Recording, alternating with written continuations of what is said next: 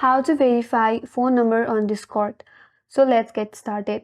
First of all, open up your Discord application in your mobile device and make sure that you're logged in with your Discord account. Now once you get to your home page, navigate to the bottom right corner. From there, tap on You button.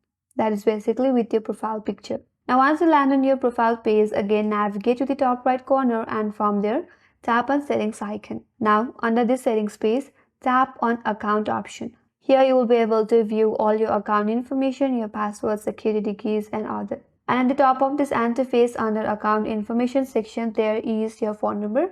Tap on that. Now you have to type in your phone number under this text box. Now once you type in your phone number, tap on next button.